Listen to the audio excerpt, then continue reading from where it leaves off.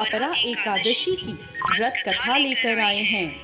एक समय की बात है, युधिष्ठिर महाराज भगवान श्री कृष्ण से पूछने लगे, हे माधव, ज्येष्ठ मास के कृष्ण पक्ष में आने वाली एकादशी का क्या नाम है तथा इसका क्या महत्व है, मुझे विस्तार पूर्वक बताइए। हे युधिष्ठिर, आपने जन कल्याण के लिए बहुत ही उपयोगी प्रश्न पूछा है। ज्येष्ठ मास के कृष्ण पक्ष में आने वाली एकादशी का नाम अपरा एकादशी है। यह एकादशी प्रेत योनि में गई हुई जीवात्मा को मुक्ति प्रदान करती है। इसलिए इस एकादशी के दिन अपने पूर्वजों का ध्यान करते हुए व्रत का पालन करना चाहिए। पुरातन समय में महीध्वज नाम का एक महान राजा राज्य करता था। वो बहुत ही धर्मात्मा था। उसके राज्य में प्रजा सुख पूर्वक निवास कर रही थी। उनका छोटा भाई वज्रध्वज अत्यंत क्रूर और अन्यायी था।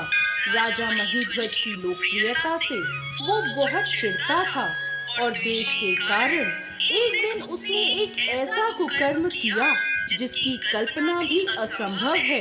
रात्रि के समय वह महल में गया और उसने अपने भाई महीध्वज की हत्या कर दी और उसके शव को बेरहमी से नगर के बाहर एक पीपल के पेड़ के नीचे गाड़ दिया।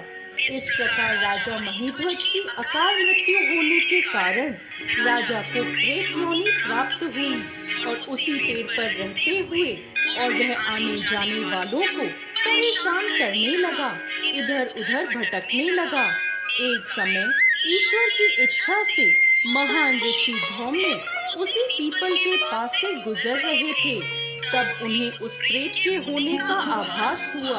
अपने तपोबल से उन्होंने उस प्रेत को देखा और यह भी जान लिया कि उसकी यह दुर्दशा कैसे हुई थी। उदार मन वाले ऋषि ने प्रेत की योनि में रहने वाले राजा को पेड़ से नीचे उतारा और उन्हें परलोक विद्या का दान दिया। करुणा से वशीभूत होकर ऋषि ने राजा को प्रेत योनि से मुक्ति प्रदान करने हेतु अपरा एकादशी का अनुष्ठान किया और उन्होंने एकादशी का पुण्य फल राजा को अर्पित कर दिया। इस पुण्य फल के प्राप्त होते ही राजा महीध्वज की प्रेत योनि से मुक्ति हो गई और वह ऋषि को धन्यवाद देते हुए दिव्य विमान में विराजमान होकर वैकुंठ को चले गए।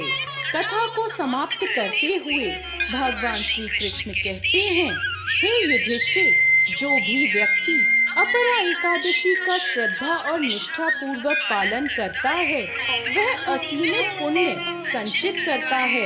यह एकादशी ब्रह्म हत्या, भ्रूण हत्या, धन संचय के लिए शास्त्रों का अध्ययन, गुरु की निंदा आदि पापों से मुक्ति प्रदान करती है।